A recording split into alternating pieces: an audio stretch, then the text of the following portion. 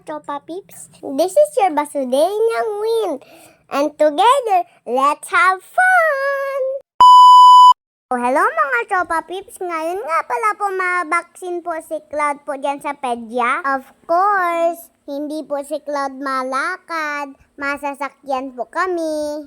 Ngayon nga pala po kasama po namin si Auntie para po magpabaksin po si Cloud sa pedya. Ngayon nga pala po ay parang mainit talaga po, pero po hindi po mainit talaga. Mamaya-maya po maambo na dyan. At ayan na po, nakadating na po kami sa pedya, tapos po papaturakan na si Cloud. Ay, hindi pa pala po papaturakan, mapasok pa po kami dyan sa loob. Tingnan nyo nga pala po dyan, madami nga pala po dyan sasakyan kasi po madami na po ang nagpunta po dyan sa pedya. Hindi ko nga pala po dyan na-mention na iiwanan nga pala po namin si Di po doon kasi po mahanap po si dating parking at matambay doon po sa loob ng sasakyan. Ay, tambay! Char! At ayan na nga po, pagkapasok nga po agad po namin dyan po, nagpupo na po kami agad po dyan para po makahintay.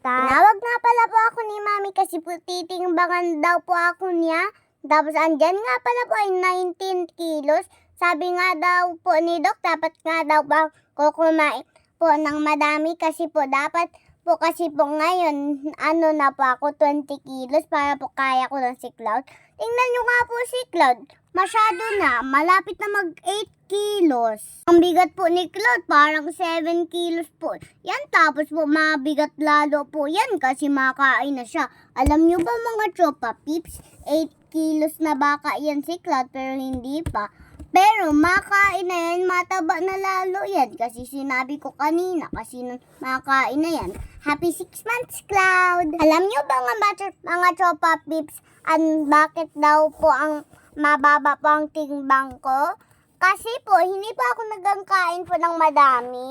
Alam nyo ba mga Tropa Peeps kung bakit hindi ako nakakakain ng madami? Kasi po, tingnan nyo nga po ako, wala na po akong ngipin. At pa po, maga pa po yung isa kong ngipin. Ay, gums pala po. Yun, kayo ba nga mga Tropa Peeps? Wala ba kayong ngipin? Tapos, paano kayo nakakakain ng madami kung wala kayong ngipin? Kasi yung iba, hindi nakakakain. Kasi walang ngipin. Hindi talaga yung totoo. Joke lang yun. Ayan po, pagkatapos po kami ni Cloud timbangan, nagtambay-tambay muna po kami po dyan sa may electric fan kasi po mahintay na naman po kami para makabaksin na si Cloud. Sobrang taba ni Cloud. Gigil na po ako dyan palagi. Gusto nga po namin kagatin si Cloud. Char! Paano ko nga pala po yan kakagatin kung wala pa akong ngipin? Char! Pag nga po ang una po nagkangipin si Cloud, siya nga po ang una magkakagat sa akin. Cloud, ate mo ako. Ako dapat ang muna magkagat sa'yo. Char! Sabi nga pala po ni Mami po dyan, pag 6 months na po si Cloud, maaari na daw po siya magkangipin. Cloud, narinig mo ang sabi ko kanina?